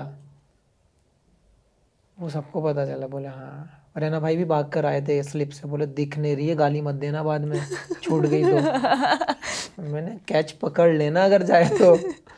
बोले नहीं नहीं बोलना मत, कुछ छूट गई तो, दिख नहीं रही है, सच बता रहा हूँ मैं तो यार मेरा काम डालने का, आप पकड़ो बस अगर आती है तो। क्रिस गेल आउट हुआ था वो उस ओवर में। वो सबसे जो मैं पसंद करता हूँ तेज़ वाला स्विंग के साथ, मुझे वो ज़्यादा पसंद आया था। 153 मेलबर्न इज ओके कि हाँ डाली, लेकिन वो भी 150 के ऊपर था पूरा ओवर। अच्छा, बट मज़ा आया था उस वर्ल्ड कप में। याद है आपको? मतलब अब तक पूरा याद तो रहेगा, इतने डिफिकल्ट। पहला वर्ल्ड कप था, स्टार्टिंग पाकिस्तान के अगेंस्ट हुआ था, 4 विकेटें ली थी, कॉन्फिडेंस पूरा था। तो इमेजिन करो यार, 20,000 की कैपेसिटी की एक टाउन एरिया है और वहाँ पे 1.25 लाख लोग पहुँच जाएं, वो भूल ही नहीं सकता आदमी। रोड पे सो रहे थे लोग स्ट्रीट में। मैच से एक दिन पहले जो रात थी, जैसे कल मैच है और आज की जो रात होगी, 1 लाख लोग थे सिटी के अंदर, क्योंकि सुबह से तो हंगामा शुरू था। ढोल बज रहे हैं, रेस्टोरेंट में 200-200 मीटर 300-300 मीटर लंबी लाइनें लगी हुई हैं। वहाँ तो सब लोग पागल हो गए थे, लोकल वाले तो बोले भाई आज तक इतनी यहाँ पब्लिक नहीं देखी हमने। इतने लोग तो हमने देखे ही नहीं, कहते हम तो बहुत देखते ही नहीं, हमारे नॉर्मल है। हाँ नहीं, हमें ना दिखे तो हमें टेंशन होती है कहाँ चले गए सारे भाई। और ढोल तमाशे तो हर गली मोहल्ले में मिल जाते हैं हमें। हाँ, हमारे लिए तो कहते नॉर्मल है, तुम्हारे लिए नया है, हम लेके आए हैं ये तुम्हारे लिए। बहुत इस बात को समझे भाई, ये तो नॉर्मल है। बोला हाँ, बोले हमारी सिटी में 20,000 लोग हैं बस, और यहाँ पे आज देख लो 1,20,000 हो गए। उनके लिए तो होगा ही, हमारे यहाँ तो एक एक मोहल्ले में, एक एक छोटे छोटे गांव में इतने लोग होते हैं। और अपने यहाँ ढोल बजते हैं, ड्रम बजते हैं, कोई कंप्लेन नहीं होती। वहाँ पुलिस वाले भी बेचारे छुपा छुपा के थक गए, भाई अब रुक जाओ, अब लेट हो गया है। कोई नहीं सुन रहा था। कहते आज करने दो, बाकी हम वापस जाके। रात को निकला था डिनर पे दोस्तों के साथ, तो मैंने देखा, मैंने बाप रे बाप। अच्छा, निकले थे आप? आपको घूमना पसंद है जब आप किसी सिटी जाते हो? थोड़ा सा मूडी और फूडी वाला सीन है। नॉनवेज ज़्यादा पसंद है तो सर्च करता हूँ जगहों पे कहाँ अच्छा मिलेगा। दोस्त होते हैं तभी निकलता हूँ, वरना नहीं जाता। फूडी आपने बोला, फूडी हो आप, आपके एक फूड के किस्से तो बहुत फेमस है, वो है बिरयानी। मैंने सुना है आज आपने यहाँ की भी बिरयानी मंगाई। यार बिरयानी, मेरा कहने का मतलब ये है, लोगों ने बिरयानी के नाम से फेमस कर दिया है, मैं मानता हूँ। जब मैं KKR में था खाता था मैं, अरसलान की बिरयानी कौन छोड़ेगा यार। तो पास में ही था, ITC रुकते थे हम लोग। अरसलान वाला जो बंदा था वो दोस्त था, तो कोई इशू था ही नहीं, वो बिना पूछे भेज देता था। अब बिरयानी आ गई तो आदमी टेस्ट तो कर ही लेता है। टेस्ट अब टेस्ट क्या होता था, 4-5 लड़कों का ग्रुप था हमारा, डोमेस्टिक वालों का। जैसे ही खाना आता था हमने ग्रुप बना लिया था, जहाँ उसने खाना भेजा मैंने ग्रुप में डाल दिया, और वो सब मेरे रूम पे आते थे, फूड खाते थे और बाहर रख देते थे, मेरे सारी बदनामी मेरे सर पे। मैंने यार क्या है ये, कह रहे रोज बिरयानी खाता, कह रहे तेरे बात बिरयानी रखी थी। हाँ। अब खाओ ना खाओ, नाम तो भेड़िया का ही है। सही बात है, प्लेट दूसरे के रूम के बाहर रखनी चाहिए, प्लेट से बड़ा जज कर लेते हैं लोग रूम की। आप समझ गया मैं मामला कैसे करना है। तो मैं उससे बोला, मैंने यार तुम्हें कैसे पता चलता है? अरे प्लेट बाहर रखी थी ना, वो डब्बा सलान का रखा था। सब यही जज करते हैं, प्लेटों से गिनते हैं लोग भाई। तो खाता था, ऐसा नहीं था नहीं खाता था, बिरयानी आज भी खाता हूँ, बट 2015 से पहले सिस्टम का नहीं पता था। फिर वही विलेज से आए थे हम, जिम के उतना टेक्निकली हमें नॉलेज नहीं था। जब इंजर्ड हुए, चीज़ें सीखने को मिली, अच्छे कल्चर्स में जाने को मिला, तब चीज़ें आदमी लर्न करता है। अब आप हो गए फिटनेस को अपने प्रायोरिटी बना लिया है, तो अभी भी बिरयानी छूट, जैसे एक बंदे की चीज होती है ना, रात जैसे भी खाए ना। रात टीम डिनर था, उन्होंने नली नहीं आ रही बिरयानी, तो टेस्ट करने में क्या जाता है? बिल्कुल नहीं, जीना इसी का नाम है। अच्छा, हम स्टार्ट हुए हम सुशी से। पसंद है आपको सुशी? हाँ, सुशी से स्टार्ट हुए। अब जैसे जैसे ऐसे काउंटर पे घूमते गए ना, लास्ट में जब देखा नली नहीं आ रही, बिरयानी उधर रखी है, 2-3 की प्लेट में भी देखा मैंने, यार जालिम लोग क्या कर रहे हो तुम लोग। जो बंदा लेकर आया था, शेफ जो बनाता, वो पर्सनली खुद आया, सर आपके लिए बिरयानी बनाई। अब शेफ को कैसे मना कर सकते नहीं, हैं? अब कुछ देर तो मैंने दिमाग को ठंडा रखा, मैंने नहीं खानी यार, छोड़ना, नली निहारी खाएंगे ये वो। अब मैं जब खाने के लिए बैठा तो बोले मैं बना के लाता हूँ। मैंने हाँ तुम बना के लाओ, मैं रोटी से खाता हूँ। प्लान ये था कि आज तंदूरी रोटी खाएंगे। एक रोटी पूरी नहीं खाई थी, उसने बिरयानी साइड में रख दी लाके। मैंने भाई अब तो टेस्ट होगा ये, खाई बिरयानी। नॉन वेज वेज से कोई मतलब ऐसा नहीं है। अगर हाँ 2015 से अब अगर कोई मुझसे कहता है, उससे पहले अगर मुझसे कहता है ना वेज खाना है, तो मैं घर में भी खाना नहीं खाता था। घर वालों ने बोला ना कि आज दाल खिचड़ी या दाल चावल या कोई वेजिटेबल वैसा बना है, मैंने अपना खुद देख लो, मैं जा रहा हूँ होटल पे खा लूँगा। मैं रेस्टोरेंट काफ़ी सारे थे हाईवे पे, मैं खा लूँगा, तो टेंशन ना लो। और वरना घर मम्मी को फ़ोन करता था क्या बना है, मम्मी ने अगर कुछ सब्जी बता दी, मैं खा के आऊँगा, टेंशन ना लो। टिंडे बने टिंडे। अरे बहुत मैं नॉन वेज का तो हार्ड कोर वाला हूँ। पर अभी 2015 के बाद थोड़ा नहीं, नॉन वेज है पर फिटनेस पर लिमिट। लेकिन जो ब्रेकफास्ट, लंच, स्नैक्स और जो डिनर था, उसको सबको कट डाउन करके सीधा डिनर है। अब एक चाय चाहिए सुबह को, उसके साथ थोड़ा सा कुछ भी, या तो बिस्किट मिल जाए, कुछ कोई भी चीज़ कॉम्बिनेशन के लिए मिल जाए, बस सीधा डिनर। सीधा डिनर। डिनर में फिर तुम कुछ भी खाओ, हाँ ठीक है, इतना फर्क ही नहीं पड़ेगा आपको। चाहिए भी इतनी, उसके बाद स्ट्रेंथ के लिए आपको खाना ही पड़ेगा। अब अच्छा खाता हूँ, अच्छा सोता हूँ आराम से। फिटनेस के लिए क्या करते हो आप? क्या है आपका, इस जो आपने टूर्नामेंट में तबाही मचाई है, इससे पहले आपको कोई पर्टिकुलर फिटनेस रिजीम था?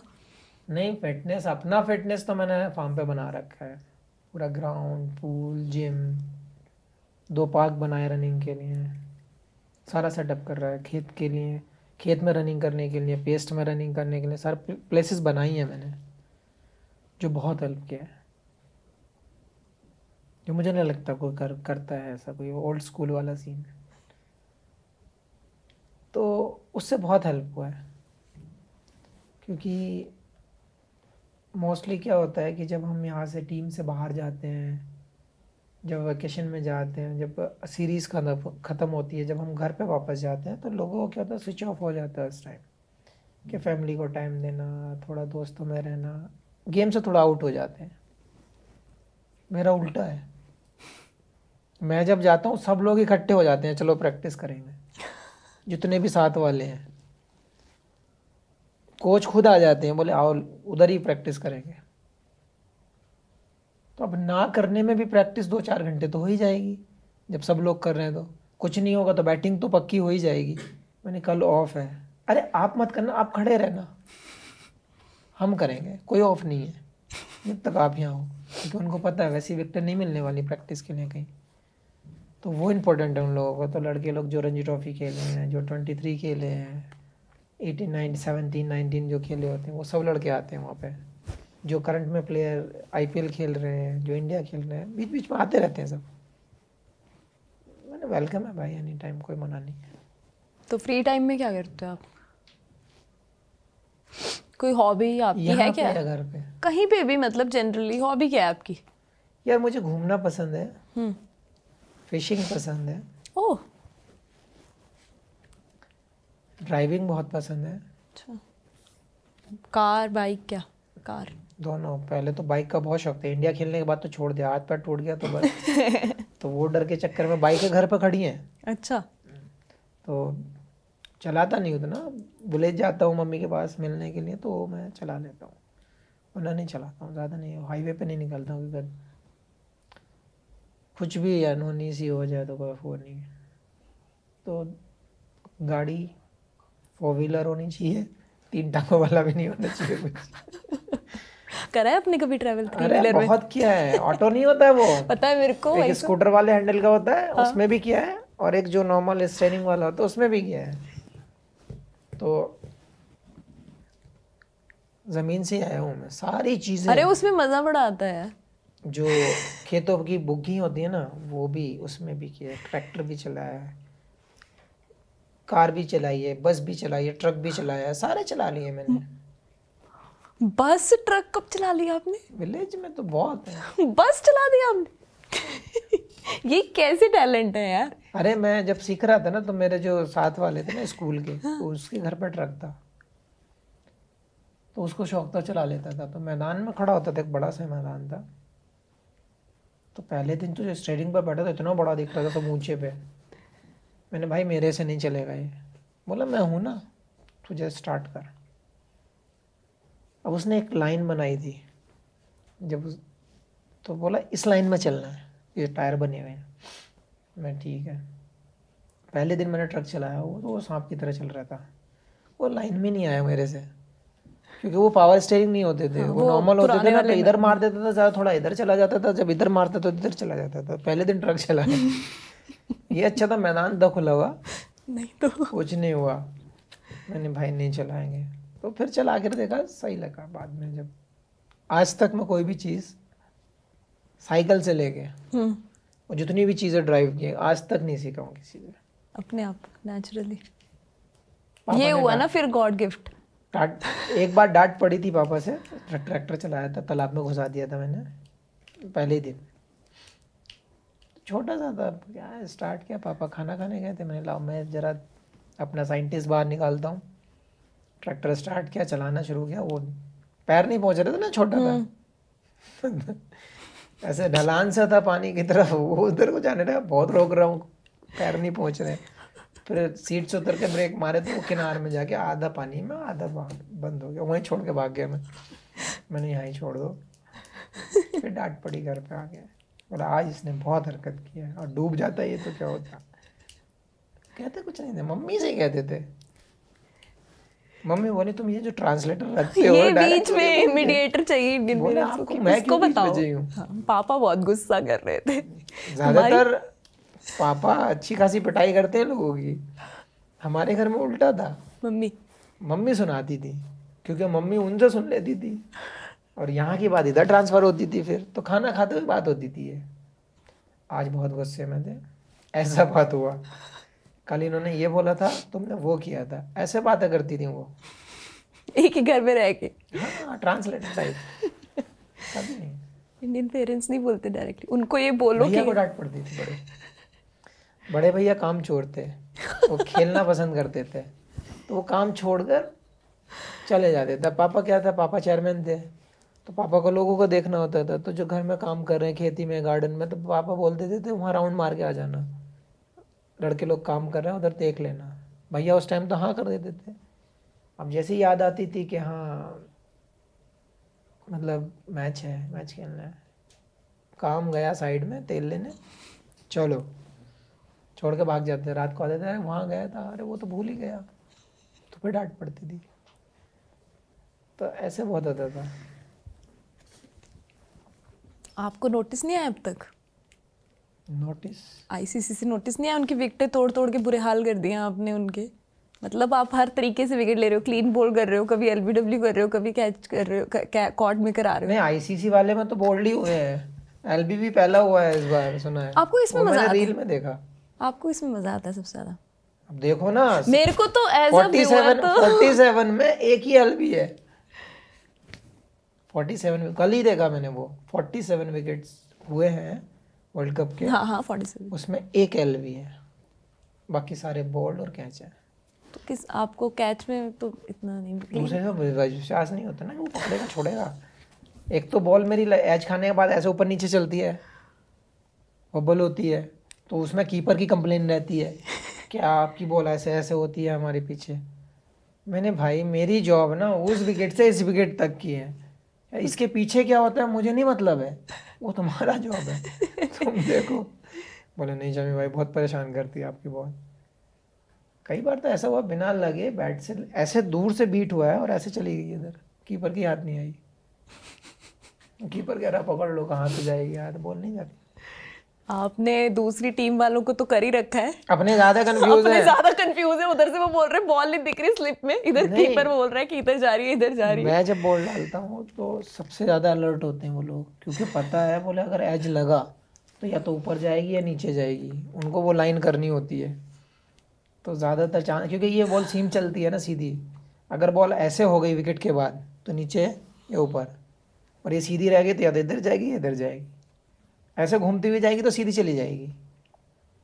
बट अगर ये वो किसी डायरेक्शन में कहीं भी हो गई ऐसे ऐसे ऐसे तो खतरा है फिर। तभी तो लोग बोल रहे हैं कि कोई दूसरी बॉल दे रहे हैं आप लोगों को। उन्होंने तो बॉल ही दूसरा बना दिया, उन्होंने तो अलग ही गेम चला दी अपनी। मजा तो आता होगा वैसे है ना, क्लीन बोल्ड करके किसी को एकदम सेटिस्फेक्शन तो लाइटें जलती है ना। हाँ। तो मज़ा आता है एक्चुअल में, वो सेटिस्फेक्शन मिलता है कि हाँ मैंने ये प्लान किया था और हुआ, तो है मज़ा तो है। इस बार आपका ट्रायो छाया हुआ है पूरा इंडिया का, सिराज, जसप्रीत बुमराह एंड शामी, तीनों ने तहलका मचाया हुआ है। पर आप उनसे सीनियर हो दोनों से, तो कुछ आप उनको समझाते हो, कुछ ऐसे बात होती है। लेकिन जितने भी टीम के अंदर बॉलर है सबका स्किल अलग अलग है, सबके एक्शन अलग है, सबका काम करने का तरीका अलग है, सबका टाइमिंग अलग है, किसकी जॉब किस टाइम है। बट प्लान कर सकते हैं किसको कैसे डालना है वो, बट व्हाटएवर आपका क्या है एक्शन में, बॉल में, टाइमिंग में, बट पर्टिकुलर एक बैट्समैन के लिए एक प्लान करते हैं कि इस आदमी को ऐसे आउट कर सकते हैं। तो अब जो भी आता है तीनों में से चार, वही प्लान पे फॉलो करेंगे, वही प्लान को एग्जीक्यूट करने को देखेंगे, और वहीं पे सक्सेस मिलती है। क्योंकि जब पता है एक आदमी की वीकनेस कहाँ पर है और वहाँ पे बार बार हिट करे जाओगे तो फंसेगा ही वहाँ पे। तो कोशिश वही करते हैं कि इसका वीक जोन ढूंढो और वहीं पे कंटिन्यू खिलाओ। सुनने में बहुत सिंपल है, नहीं इतना सिंपल नहीं है। मैं तो सोच ही रही हूँ, विजुअलाइज कर रही हूँ, बहुत दिक्कत है। याद कर रही हूँ जो मैचेस देखती हूँ उसमें, अच्छा ऐसा इतना कुछ इतनी जल्दी सोच लेते हो आप जाते जाते नहीं, एक दिन पहले से मीटिंग्स होती हैं, सारा रिकॉर्ड दिखाया जाता है, कहाँ पे सबसे ज़्यादा रन बनाए हैं, किस बॉल को अच्छा खेलता है, किस पे आउट होता है, सब दिखाया जाता है। उसके अकॉर्डिंग रात को हम दिमाग में प्लान सेट करते हैं, सुबह को बात करते हैं, फिर ग्राउंड जाते हैं। आपने बॉलिंग के आप एक्सपर्ट हो, और वैसे देखा हमने जैसे पहले भी बात करी कि सबको क्रिकेट में, बच्चों को तो सब जो गली क्रिकेट खेल रहे हैं, बच्चे क्या बड़े भी, सबको बैटिंग करनी है। पर आप लोग इतनी अच्छी बॉलिंग कर रहे हो, बॉलिंग से ही इतना सब कुछ हो रहा है, तो आपको लग रहा है कि इस एरा की वजह से of good spells you are bowling, लोगों में परसेप्शन चेंज हो रहा है बॉलिंग को लेके, like people would want to bowl more rather than कि वो गली में भी सिर्फ बैटिंग ही करते जाएं? हो रहा है, लेकिन आप चाहे आईपीएल के चलते बोलो या फिर शॉर्ट फॉर्मेट के चलते बोलो, लोगों को ज़्यादातर बैटिंग पसंद है। बैटिंग में ज़्यादा लोगों को फेम मिलता है, लोगों को अपॉर्चुनिटी ज़्यादा मिल रही हैं, ऐसा कुछ लग रहा है लोगों को। बट भाई उसी टीम को बॉलर तो चाहिए। अगर 7 बैट्समैन हैं, 6 बैट्समैन हैं, तो 5 बॉलर भी तो हैं, वो भी तो सोचना चाहिए। हाँ बिल्कुल। तो अब सवाल यहाँ पे यही आता है कि आप जब छोटे हो, आपके अंदर टैलेंट में, आपके टैलेंट में क्या अच्छा है वो आपको देखना पड़ेगा। एग्जाम्पल के तौर पे अगर मैं एज ए बॉलर हूँ, आज मैं बॉल को चूज़ कर रहा हूँ तो मेरे लिए परफेक्ट है। अगर यही चीज़ मैं बैटिंग के लिए फोर्स करने लगूँ तो मुझे दिक्कतें ज़्यादा आएंगी। तो कुछ चीज़ें ऐसी होती हैं कि बिल्ट होती हैं, उसको थोड़ा सा प्रोटेक्शन चाहिए, उसको थोड़ा सा वर्क चाहिए, थोड़ा सा उसके पीछे लगना पड़ेगा कि हाँ ये बैट्समैन है, इसमें एबिलिटी है, ये शॉट खेल सकता है, इसके अंदर पावर है, तो इसको बैट्समैन की तरफ थोड़ा सा पुश करते हैं। बहुत सारे लोग ऐसे हैं जो बॉलर आए थे बैट्समैन बन गए हैं, कुछ ऐसे हैं जो बैट्समैन थे लेकिन बॉलिंग में ज़्यादा अपॉर्चुनिटी मिली तो वो बॉलर में अच्छा कर गए। मैं जब गया था मैं बैट्समैन ही था शुरू में, जब मैं खेलना शुरू किया था। रणजी ट्रॉफी पहुंचते पहुंचते दोनों चीज़ें थी, ऑलराउंडर। इंडिया पहुंचते पहुंचते एक ही चीज़ बची थी। तो चीज़ें वो सिचुएशन के हिसाब से या फिर आपका लो रिक्वायरमेंट के हिसाब से वो चेंज होती हैं। आपको अपनी पसंद पता चलती है, आपका स्किल पता चलता है कि कौन सा हमारे अंदर ज़्यादा है, आपको उस पर वर्क करना चाहिए। हाँ, बट चेंज हो रहा है आई थिंक अब सब हर डायरेक्शन में। अभी people will go bye there हो रहा है, स्ट्रेंथ। ऐसा नहीं है कि आंख मीच कर ही लोग बैट पकड़ा दें, बॉल पकड़ा दें, ऐसा नहीं है। लेकिन चॉइस की बात होती है। मैं फिर वही बोलूँगा कि सबका अपना अपना एक चॉइस होता है कि हमें कहाँ जाना है, क्या करना है, और उस पर ज़्यादा वर्क करोगे। मेरे हिसाब से जब बच्चे होते हैं तो आपको अपनी चीज़ नहीं थोपनी चाहिए, अपने ज़्यादा बच्चे पे लोड नहीं देना चाहिए, ताकि उसको भी ऐसा ना लगे कि यार मुझे फालतू में इस डायरेक्शन में धकेल रहे हैं। तो मैं तो वही हमेशा घर में भी वही प्रेफर करता हूँ कि बच्चे में क्या चीज़ अच्छी है, कि आपके बच्चे में किस चीज़ का टैलेंट सबसे ज़्यादा है, उस वे में उसको पुश करना चाहिए। अच्छी बात है। आपने बहुत ही रिसेंटली पूमा फैमिली ज्वाइन की है, इनके साथ आप काम करने लगे हो, पर क्यों? आपको लगता है नया है? मेरा बहुत पुराना रिलेशन है पूमा से। प्यूमा से। कब से? आज जब मैं इंडिया भी नहीं खेला था तब से है। तब से? कैसे? बहुत टाइम हो गया प्यूमा को, हो गया मुझे लग रहा है 17-18 साल मेरे साथ। बट उस टाइम पे प्यूमा ने स्पॉन्सरशिप की थी कि मेनन भाई थे वहाँ पे। हम शायद फर्स्ट टाइम 2007-8 के आसपास मिले थे। उस टाइम कैरियर जस्ट एक पहला स्टेप रखा था मैंने। तब प्यूमा एक रेड कलर का आता था, रेड और वाइट कलर का, वो बहुत फेमस था उस टाइम में वो शूज़। अच्छा। मैंने 2 पेयर लिए थे और 5 साल चले थे वो जूते। रणजी ट्रॉफी भी खेला उन जूतों से, लेकिन वो जूता फटा नहीं, घिस गया लेकिन फटा नहीं वो जूता। तो मैं वो चीज़ अभी भी याद करता हूँ। कभी प्यूमा का जैसे बीच में जिक्र आता था कि ऐसे जूते आते हैं, वैसे जूते आते हैं, तो कभी जिक्र होता है कि बेस्ट कौन सा था प्यूमा का, मेरे मुंह से हमेशा वही निकलता है। अभी तो नहीं होगा आपके पास, अब तो इधर उधर हो गया होगा वो जूता तो मैंने बहुत ढूंढने की कोशिश की, हालांकि प्यूमा से भी बोला है मैंने भाई वो जूता मुझे एक कलेक्शन के लिए मुझे चाहिए वो जूता, सब प्लीज़ अगर है तो वो मुझे दें। तो उस टाइम से प्यूमा था। फिर बीच में 2-3 साल गैप हो गया था। उसके बाद प्यूमा जब मैंने इंडिया डेब्यू किया तब मेरे पास था। फिर 7-8 साल गैप हुआ, अब फिर से प्यूमा फैमिली है। तो पुराना रिश्ता है, नया नहीं है। और एक्सपीरियंस भी बहुत अच्छा रहा है उस टाइम से, क्योंकि एब्सोल्युटली तभी दोबारा जुड़े हो आप। मुझे अभी आप बैटिंग की बात कर रहे थे कि आप बैट्समैन थे, आपका बैटिंग में भी रिकॉर्ड है, आपको पता है ये बात? पता तो होगी वैसे, कितने छक्के मारे आपने? कितने, कौन सा रिकॉर्ड? मेरे रिकॉर्ड तू बताया कर स्पेसिफिकली, कौन सा रिकॉर्ड? एक्चुअल में रिकॉर्ड्स के मामले में बहुत कच्चा हूँ मैं, बहुत वीक हूँ इस मामले में।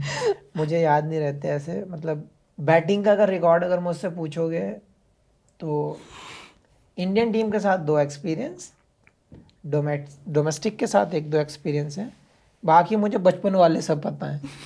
जब बचपन में मारा मारी की है ना। ये तो बचपन नहीं है, ये तो आपने टेस्ट क्रिकेट में जो अभी फरवरी में वही ऑस्ट्रेलिया में 4 छक्के लगा के आपने सबसे ज्यादा छक्कों का रिकॉर्ड बना लिया। टेस्ट में 25 छक्के मारे आपने टोटल। वो तो हाँ यहीं वाली सीरीज में हुआ था, यहाँ जब ऑस्ट्रेलिया लास्ट टाइम अभी हम खेले तभी सीरीज में हुआ है।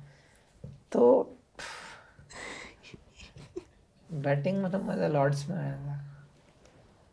बैटिंग में उस दिन तो ऐसा लग रहा था कोई आउट ही नहीं कर पाया सच्ची में। उस दिन तो ऐसा लगता है इंटरनेशनल में भी ऐसा हो सकता है, मैंने ये आउट नहीं कर पाएंगे मुझे। उस दिन तो अगर डिक्लेयर ना करनी हो, शाम तक खेलना हो पारी, तो मैं आउट नहीं होता। मुझे ऐसा लग रहा था ये आउट कर ही नहीं पाएंगे इतनी बड़ी बॉल दिख रही थी। एक तो आप हो जिनको इतनी बड़ी बॉल दिख रही है, हाँ, एक लोगों को बॉल ही दिख रही है आपकी। अरे पता नहीं क्या समझ में, गेम क्या चल रहा है समझ में नहीं आ रहा। बट हाँ सीरियसली मैंने 250 की है और दोनों इंग्लैंड में। जो लोग सोचते हैं कि सबसे डिफिकल्ट जगह है बैटिंग के लिए, बिल्कुल। और भाई Lord's one of the best. Match बचाया बैटिंग से, मैच जिताया बॉलिंग से, और फिर लॉर्ड्स में मज़ा आ गया उसमें। फील्डिंग ठीक है, कहीं भी करा लो, कोई फर्क नहीं पड़ता। कोई है आपकी स्पेसिफिक पॉइंट? ऐसा कुछ नहीं रखता, मैं कहीं भी खड़ा कर लो क्योंकि एक जगह के अगर सेट हो गए ना तो फिर लोगों के दिमाग में ये यहाँ कर ही नहीं सकता, वो खुद के दिमाग में भी आ जाती नहीं बॉल बहुत तेज आएगी। कहीं भी जहाँ भी कहीं भी कोई दिक्कत नहीं। फील्डिंग का जो लेवल है अभी इंडियन टीम का बहुत मच बेटर हुआ है कंपेयर टू पहली वाली जो अगर टीमें देखते हैं आप, तो बहुत डिफरेंस है फील्डिंग में। तो आज तो हवा में उड़ जाए पकड़ से पकड़ लेते हैं, बोले आओ चाहे बॉलर हो बैट्समैन हो ऑलराउंडर कोई भी हो, बहुत सॉलिड फील्डिंग साइड है, बहुत ज़्यादा। फील्डिंग तो वैसे टोटली आई थिंक मतलब अच्छी करते हैं। फील्डिंग तो एक प्रैक्टिस का ही वो है पूरा आई थिंक। इसमें एज ए फास्ट बॉलर हम लोगों को थोड़ा सेफ रहना पड़ता है, इंजरी ना हो जाए, हाँ, डाइविंग में कहीं चोट ना लग जाए, फिर टीम सफ़र करेगी, तो उसलिए हमेशा थोड़ा सेफ जोन में जाना रहता है। तो सेफ जोन बेस्ट है वो उस टाइम पे ड्यूरिंग द मैचेस। ऐसे लगता है कि जब बड़ी सीरीज़ आती हैं थोड़ा सेफ चलना शुरू हो जाते हैं कि कोई अनवांटेड चीज़ ना हो जाए। आप इतना ट्रैवल करते हो क्रिकेट की वजह से, तो आप जैसे प्लेन में होते हो, कहीं भी ट्रैवल कर रहे हो, तो कुछ देखते हो मूवी वगैरह आप? मूवी हाँ ज़्यादातर गाने ज़्यादा सुनता हूँ, आंखें बंद की। कौन सा गाना सुना आपने लेटेस्ट? पंजाबी सॉन्ग्स अच्छे। अरे पंजाबी गाने सुनते हो आप? सबसे अच्छा कौन सा लगता है आपको लेटेस्ट? कोई भी जो पार्टी सॉन्ग्स कोई भी हो, पंजाबी सॉन्ग्स पसंद करता हूँ। मेंशन करना नहीं चाहता कोई भी चीज़ बट हाँ मूवी अगर साथ में ग्रुप में बैठे हैं तो। हाँ, आपको पता ही है कि ये प्यूमा का कैंपेन चल रहा है लेट देयर बी स्पोर्ट, तो उसमें आप क्या एडवाइस करना चाहेंगे पेरेंट्स को कि उनको क्यों इनकरेज करना चाहिए अपने बच्चों को स्पोर्ट में? बेसिकली क्या होता है ना, क्योंकि पहले उतनी फैसिलिटी नहीं थी तो लोग वो माइंडसेट रखते थे कि हाँ कुछ काम होना चाहिए, कुछ अर्निंग का कोई सिस्टम होना चाहिए, बच्चों को खेल में ज़्यादा नहीं लगना चाहिए, या बहुत सारी चीज़ें थी, फैमिली प्रॉब्लम्स थी कुछ लोगों की। लेकिन आज की डेट में हमें करना चाहिए क्योंकि हमारे इतने सारे प्लेटफॉर्म बन चुके हैं, इतना सारा स्पोर्ट्स का कल्चर बन चुका है। आप देख रहे हो कितने गोल्ड मेडल आ गए हैं, हमारी इंडियन टीम कहाँ से कहाँ पहुँच गई है, क्या कल्चर बना दिया है स्पोर्ट्स का। तो बहुत ज़रूरी होता है कि अगर बच्चे में एबिलिटी है तो बच्चे को भी सपोर्ट करना चाहिए, फैमिलीज़ को भी सपोर्ट उस चीज़ की रहनी चाहिए कि हमारे बच्चे को किस चीज़ की रिक्वायरमेंट है, कौन से स्पोर्ट्स में जाना पसंद करता है। ज़रूरी नहीं है कि हर बच्चा पढ़ लिख के इंजीनियर बनेगा या फिर कोई बड़ी पोस्ट पर बैठेगा, ऐसा ज़रूरी नहीं है। अगर आपके बच्चे में टैलेंट है तो आप स्पोर्ट्स से भी आप कहाँ ले जा सकते हो अपने बच्चे को, अपनी फैमिली का कल्चर कितना आप बना सकते हो स्पोर्ट्स में, आपके आने वाली जनरेशन कितनी डिपेंड करती है उस पर। तो सारी चीज़ें देखनी पड़ती हैं, आपको जज करना पड़ेगा, आप अपने बच्चे को देखना पड़ेगा, रीड करना पड़ेगा। तो मैं यही एडवाइस देना चाहूँगा सारी फैमिलीज़ को कि अपने बच्चे में टैलेंट ढूंढिए, किस डिपार्टमेंट में उसका इंटरेस्ट ज़्यादा है, किस तरफ वो ज़्यादा जाना चाहता है, कौन से खेल को ज़्यादा पसंद करता है।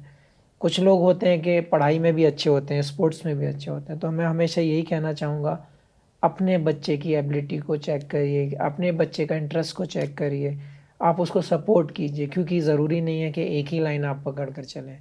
तो आपके पास सेकंड ऑप्शन हमेशा होना चाहिए। और जहाँ तक स्पोर्ट्स का सवाल है, आज स्पोर्ट्स यहाँ से यहाँ गया है, तो आप हमेशा बच्चों को इंकरेज करते रहिए और सपोर्ट कीजिए उनको। जिनके अंदर टैलेंट है, क्योंकि वो देश की आगे जाकर सेवा करेंगे, हमेशा देश के काम आएंगे। और हमारा जो फैमिली है, जो हमारा जो जो जो कल्चर है ही नहीं हमारे स्पोर्ट्स का, वहाँ पे कल्चर क्रिएट करने की कोशिश करेंगे। तो वो बहुत बहुत बड़ा पार्ट है एक फैमिली, कि आप उस कल्चर को बिल्ड कर सकते हैं और अपने बच्चे की जो लाइफ है वो सेट करने में मदद कर सकते हैं। तो बहुत ज़रूरी है कि आप पढ़ाई के साथ भी स्पोर्ट्स में भी ध्यान दीजिए और अपने बच्चे को अच्छे दिल से, अच्छी अच्छी अप्रोच के साथ आप उसको बढ़ावा दें। तो मैं यही चाहूँगा कि आप सपोर्ट करें स्पोर्ट्स को। ये तो आपने सही बोला कि पेरेंट्स को सपोर्ट करना ही चाहिए अपने बच्चों को। आपकी फैमिली ने आपको इतना सपोर्ट किया, तभी आप इतनी छोटी जगह से आके कोई ऑब्स्टेकल आपके रास्ते में नहीं आया, कोई रुकावटें आपने नहीं देखी कि मैं कहाँ रह रहा हूँ, क्या मेरे को हो रहा है। You just played with the good intent, आप बढ़ते गए। तो आप यंगस्टर्स को एक मैसेज दे दीजिए जो क्रिकेट खेलना चाहते हैं प्रोफेशनली, जो कोई भी स्पोर्ट खेलना चाहते हैं प्रोफेशनली, कि कोई भी रुकावट इतनी बड़ी नहीं होती। अगर मतलब मैं एक ही चीज़ बोलना चाहूँगा कि अगर आपके अंदर टैलेंट है तो आपको कोई नहीं रोक सकता, बट आपके अंदर लॉयल्टी होनी चाहिए, आपके अंदर हार्ड वर्क करने वाला इंसान होना चाहिए। बहुत ज़रूरी है वो चीज़, क्योंकि मेरे से ज़्यादा बेटर कोई नहीं जानता, क्योंकि जिस जगह से मैं आया हूँ, क्योंकि उस जगह पे ज़ीरो है, कहीं पर एक उम्मीद होती है कि 5% है, 10% है, वहाँ पे ज़ीरो था तब मैं स्टार्ट किया था। तो जब मैं कर सकता हूँ तो मुझे लगता है कि आप तो इजीली कर सकते हैं। आप जब एक अच्छी जगह, आज की डेट में तो बहुत लाइफ बहुत सिक्योर है, आपकी फैसिलिटीज़ बहुत हाई हैं, आपके कोचिंग सेंटर बहुत ज़्यादा हैं, मतलब टेक्निकली आप अभी कंपेयर टू द वो जो टाइम अगर आप देखते हैं तो मच बेटर है। तो आप एक ही चीज़ कहना चाहूँगा कि आपके अंदर का टैलेंट है तो उसको वेस्ट ना करें, अपने टैलेंट को पहचानें, हार्ड वर्क करें, उस पर गाइडेंस लें आपको जहाँ से आपको बेटर लगता है, मेहनत करते रहिए। आप जितनी मेहनत करेंगे आप उतने सक्सेसफुल होंगे। बट बेशक एक ही चीज़ होनी चाहिए, आप प्योर होने चाहिए, आप हार्ड वर्किंग होने चाहिए। बस यही है, मेहनत करते रहिए, रिजल्ट आपको मिलते रहेंगे। So on this note we end this conversation. Thank you so much for your time, और मैं बहुत दिल से दुआ करती हूँ कि आप बहुत सारे रिकॉर्ड तोड़े ताकि हमें बड़े मज़े आए वो सब देखने में। Thank you. बस यही कोशिश है कि जो टीम का मोमेंटम है वो वैसे ही बना रहे, वैसे ही परफॉर्म करते रहें सारे लड़के, और उम्मीद करते हैं कि आप सब लोगों का प्यार वैसा ही बना रहे, वैसे ही सपोर्ट बनी रहे, और हम आपको ऐसे ही चेयर करते रहें। Good luck. Thank you.